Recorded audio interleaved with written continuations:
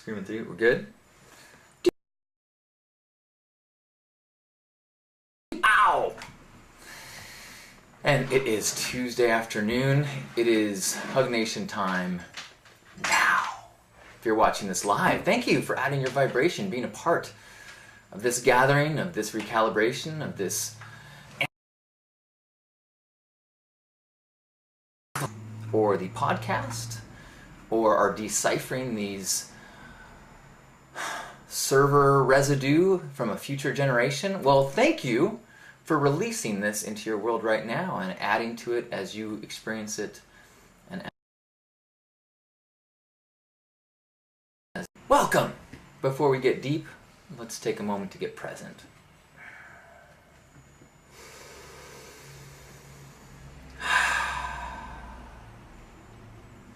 In this now moment, nothing is lacking.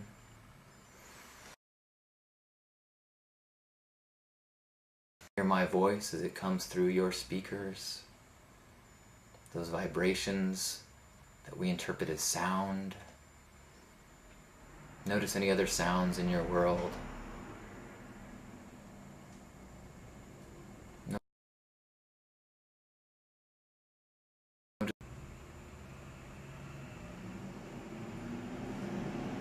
Open your eyes and notice the colors around your room, out your window, the movement. In experiences.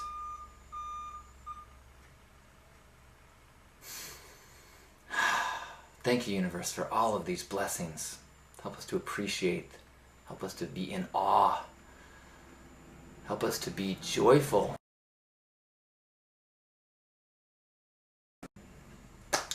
Oh, welcome! Welcome to Hugnation. Today's Belief Buffet is inspired by my weekend that I just spent at the Ignite Festival. Excuse me, not a festival.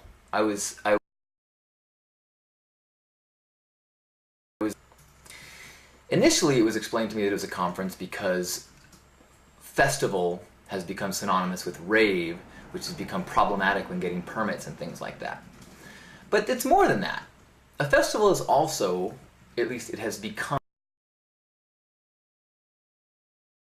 with an event such as Coachella, where there is a group of musicians and bands that attract a crowd of people.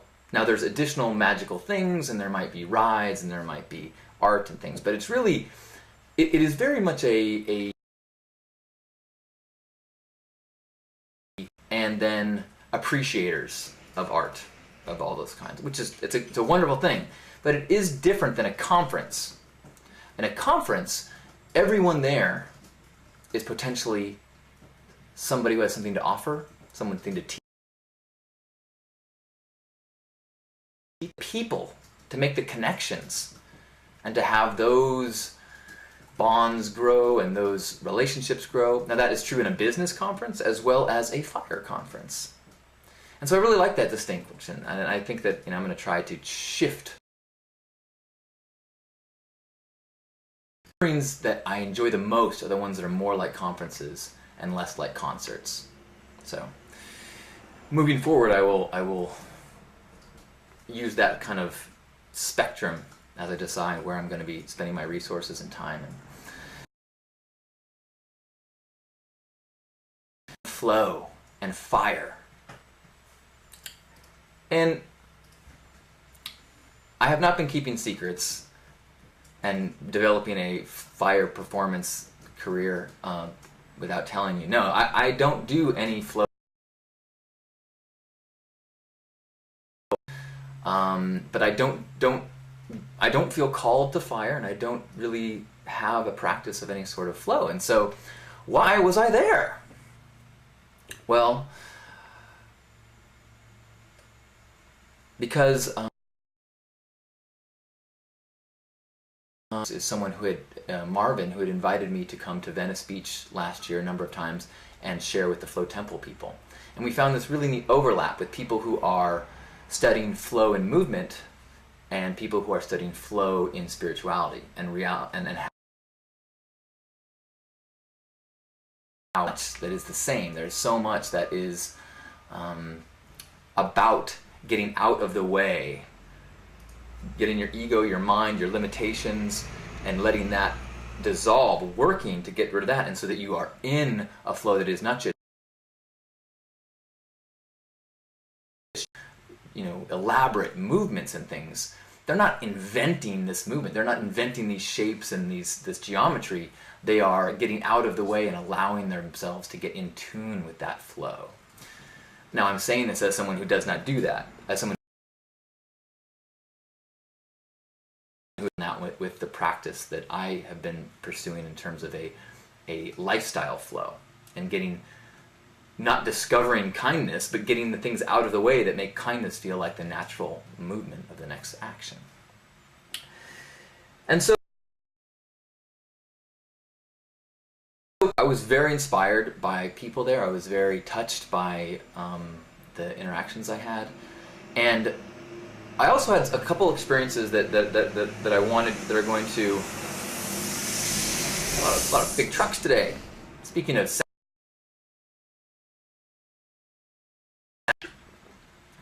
but I wanted to, after I gave a talk there, a few people approached me with questions that they had afterwards. And there was a magical moment for me. An unbelievable thing to witness. It's kind of like if you've ever been to Burning Man, the night of the burn, before the man burns, the conclave is there, and there's just like, you know, all you can see is just tons of people lit up and going crazy with their fire. It was like that, except all night long. But it wasn't even a performance at all. It was more of an expression, which just felt so honest and such a, the word performer didn't kind of fit, because it wasn't like, let me show you how awesome I am, around a community that values that kind of expression, a conference of that sort. And so seeing these people just, it was very loving and supportive and beautiful. And so I was watching, and someone came and asked me a question. How does one put some of these things into practice? And so I started kind of talking and sharing, and then he said, well, let me get my friend, and pulled somebody else over, and then a few other people that were there earlier came over, and so there was kind of a little circle as I was talking, and I was really kind of starting to just kind of really get asking.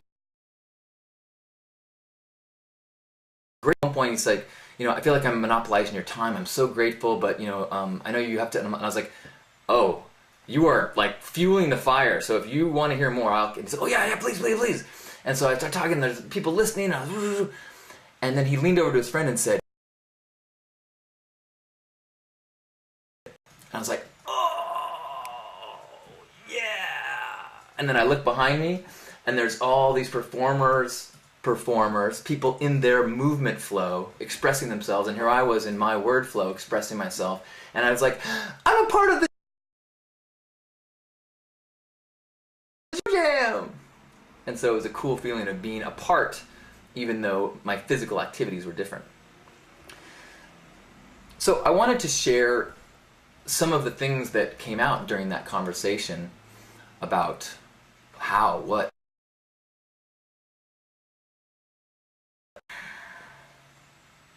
oh, we're losing our audio, huh? Wow, wow, wow.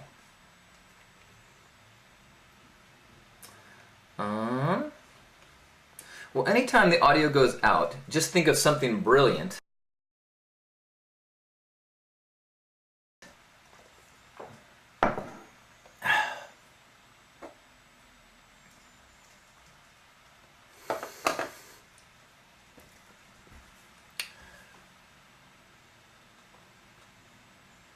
So I had the opportunity.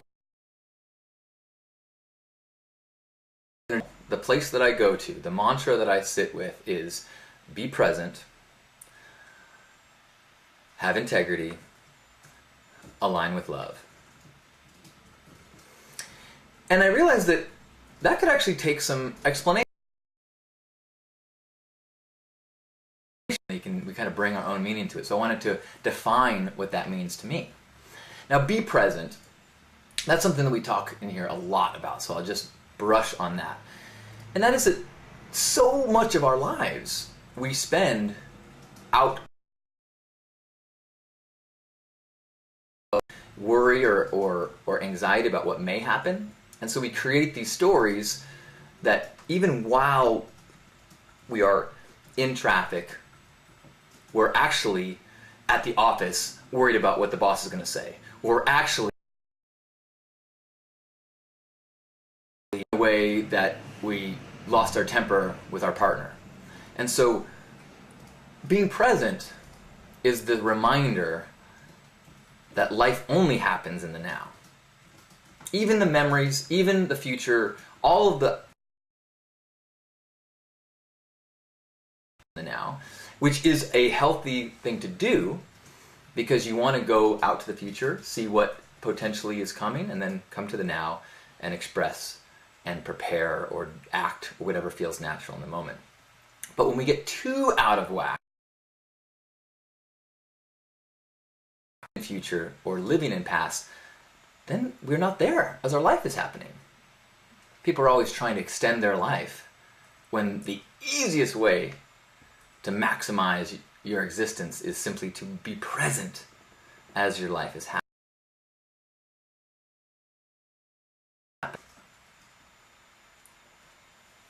What about have integrity? What does that mean? A lot of people think have integrity means being true to your word. And that's not exactly what I'm talking about.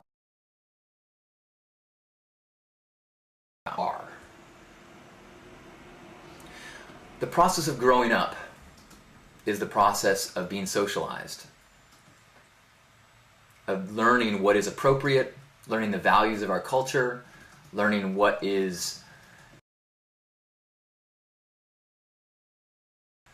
You can look at beauty standards through the ages and see that something that was considered hot in the early 1900s is considered fat now.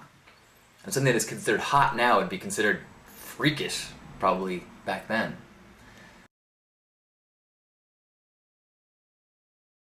And it becomes... If something as reptilian and base as our physical attraction can be altered by our cultural and societal upbringing, imagine how powerful that is on everything else. Professional desires. And so having integrity is the process of being critical of those beliefs, those thoughts, and starting to discern how much of internal socialization and how much is something that's coming forth from inside you. Now, initially, that statement is going to sound like a crazy person talking, because until you start doing some work and going silent and question your thoughts, it's hard to even imagine that there is a distinction between...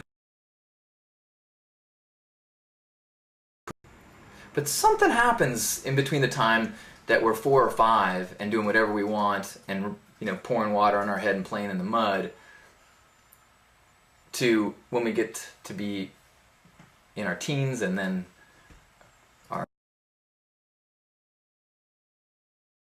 in that process, we're caring what people think.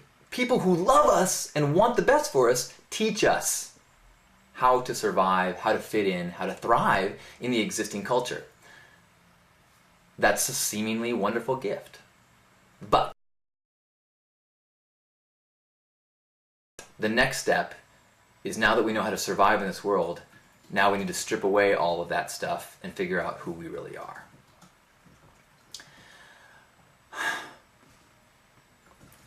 I believe that that process is critical. Sometimes people want to jump to fix the world, heal the world, do good.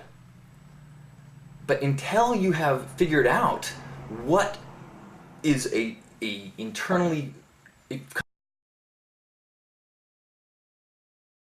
nature and what is something that has been layered on your top, how do you know what's good?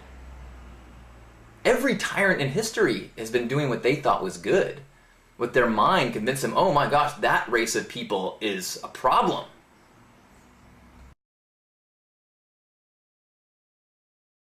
Is a heathen, you know? These are all people. They're not acting like, oh, I'm going to be an evil villain.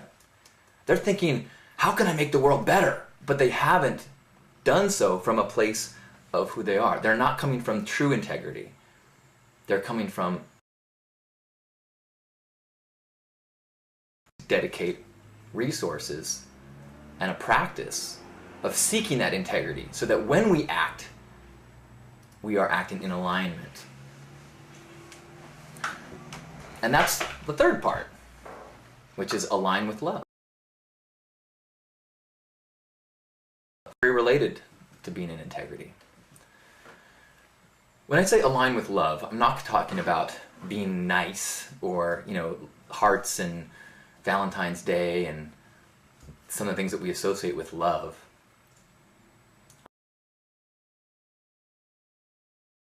Harmony of the universe, the flow of the cosmos. There is a harmony to all things.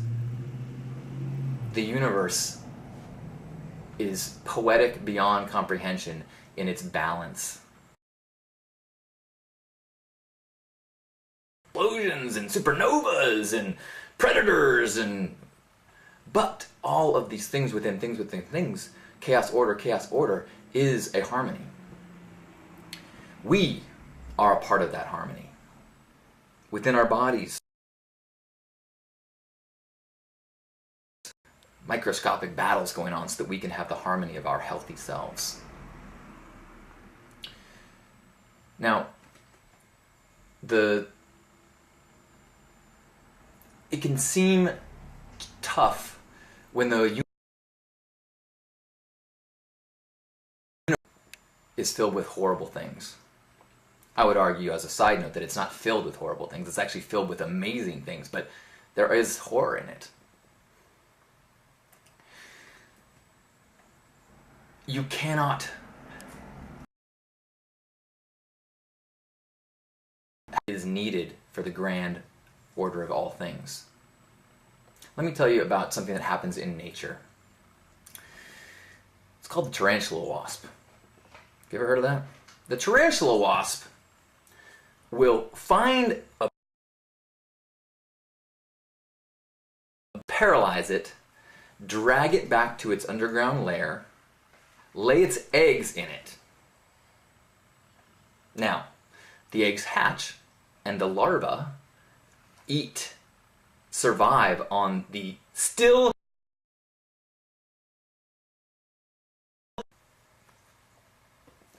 That's as horrific and cruel as any Saw movie, and yet it is a part of this massive, balanced, poetic system.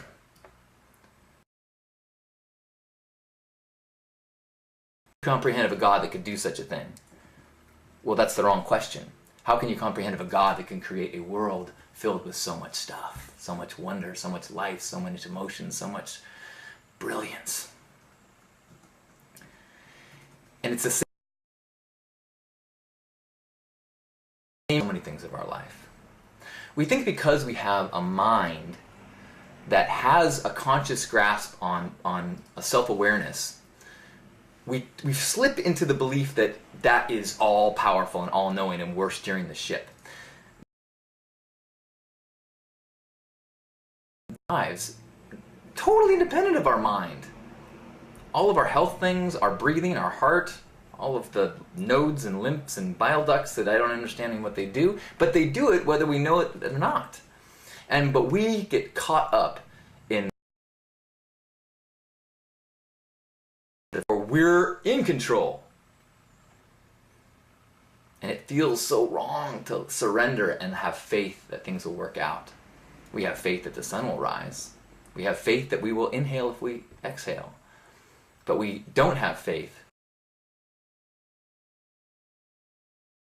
striving that we will still be in abundance. We will still be taken care of. I don't remember the quote, but Jesus said something like, look at the birds, see how they are taken care of. Are we not more worthy than the birds?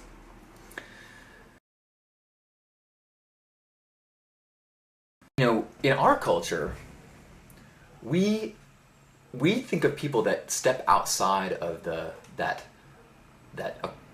ego acquisition stuff, and we see them as being the problem. We see them as being lazy,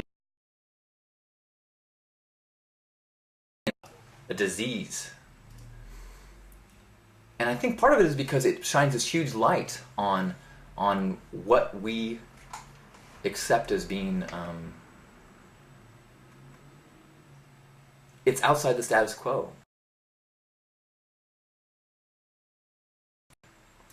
That isn't true in all cultures. The Buddhist monk with his alms bowl is embraced. They're Indian mystics. Where it is embraced that they do not have worldly possessions. They are taken care of by people. And thank you for walking this walk and living in this integrity to who you are, because it helps me to stay aware that I'm playing a game. And as hard as I want to play, I still know that there is a higher path.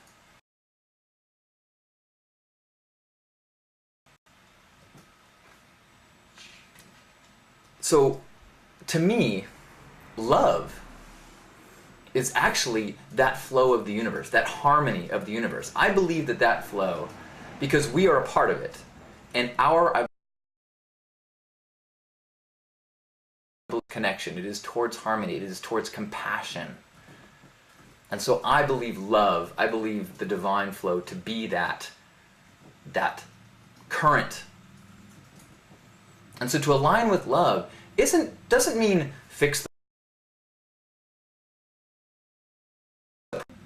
it doesn't mean peace. It means surrendering to this flow, being more in touch with compassion, with connection, with harmony.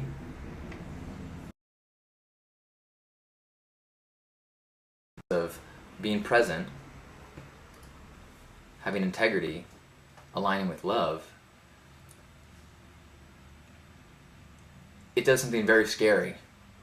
It takes you out of the driver's seat.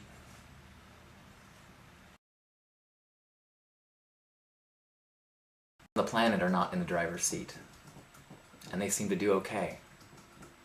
Now, do some of them die in famines and fires? Absolutely. But so do we. We just think.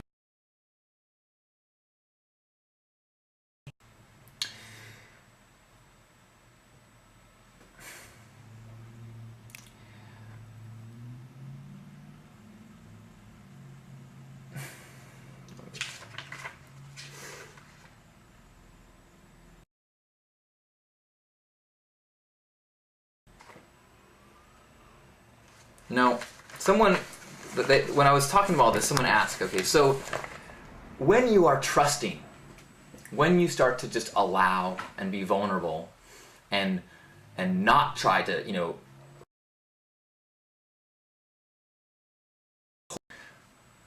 won't people take advantage of you? And the answer is, sometimes.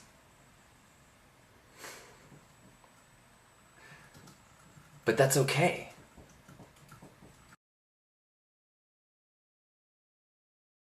If you live in a trusting way, occasionally someone's going to take advantage of you. I'm not saying live in a trusting way like leave your money on the sidewalk or your wallet, in your unlocked car or something like that. Someone once told me the phrase, don't create a thief, meaning don't current. People know what's right and wrong to a degree, so you don't want to challenge someone. Don't create a thief. But if someone does take advantage of your kindness, someone takes advantage of your unlocked door or doesn't do the right thing, I'm going to be more careful now and trust people less because I don't want to be taken advantage of again. Or you can say, oh, I just got hit with the optimism tax. It cost me $100, $200, $10,000, $100,000. But what I get in exchange for that, I can focus on and be aware of and surround myself with amazing, trusting, loving people and experiences and environments. And that is priceless. No amount of money that you can save is worth the cost of living behind bars.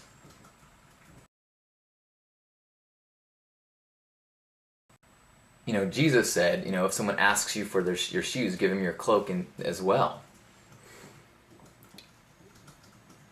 There is a real power to forgiveness and non-attachment.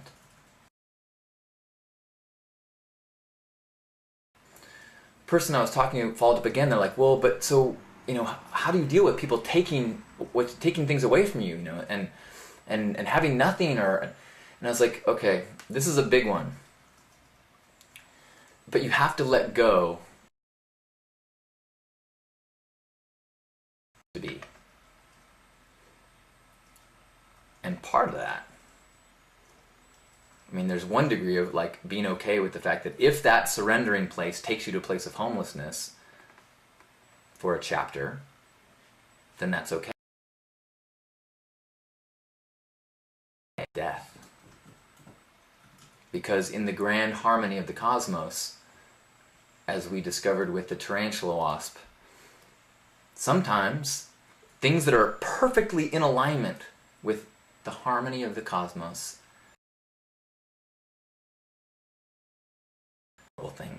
horrible things happen. But if you can come back to a place of integrity, of being in alignment with love, then you can fall into that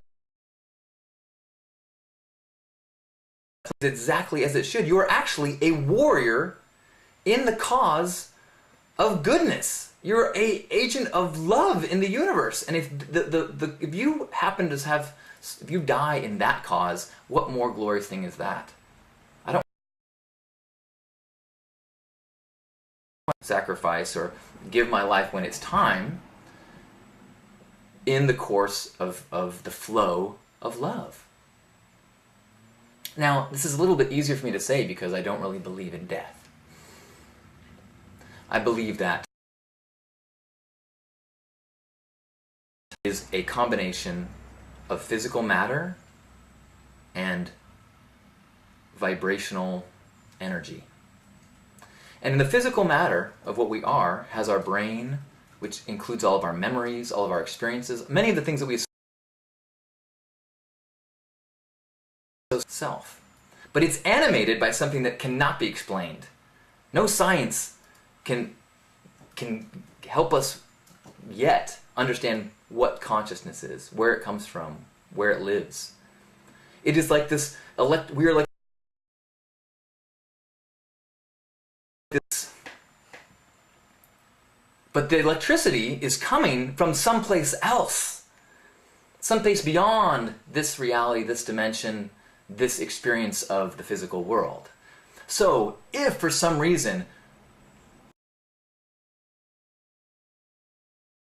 that leaves this meat, the light, the energy, the vibration that animated me it just returns. It is just always connected. It has never left. It is part of that source. And if acting as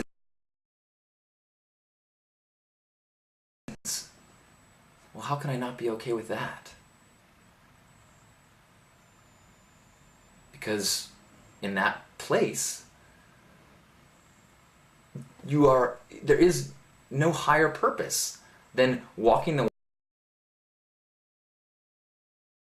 What happens then is exactly right. That tarantula that gave its life for those wasps is a divine agent of the harmony of the universe. And we can all aspire to be such as that. Now, I think that tarantulas, so we actually have the ability when we surrender to act as agents of compassion, to act as agents of art, to act as agents of enlightenment. And so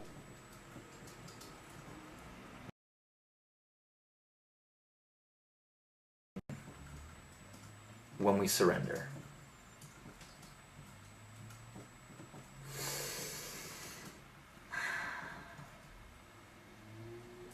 So, I'm very grateful for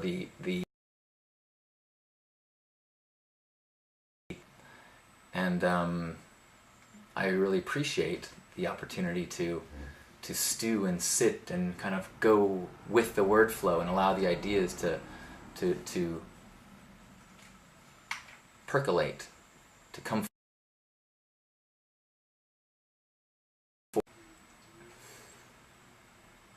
So wherever you are in your path, I hope that we can encourage one another in our practice of being present, of aligning, of having integrity. I know that it is one another.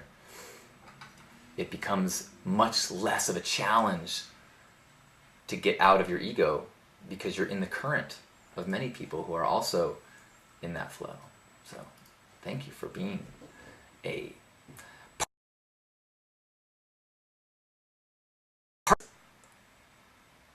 Let's have a hug. Let's anchor that vibe. And let's have ourselves a hug.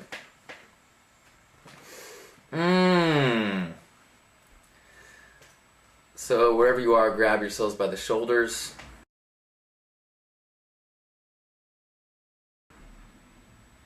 And have gratitude for all of the adventures it's given you so far, and all the adventures it will, and all of the sensations that it's given you in this now moment.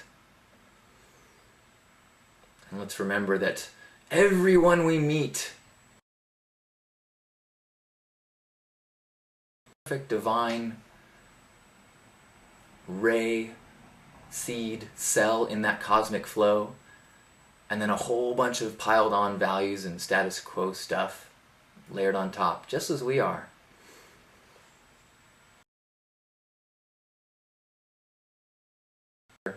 Let's acknowledge the true nature in everyone. And that when given the right opportunities, we all open and blossom and become part of that flow. So let's love right through whatever, and know that no matter what we hear on the news, the world would far rather hug us than hurt us. Let's take a deep breath and sit with that connection.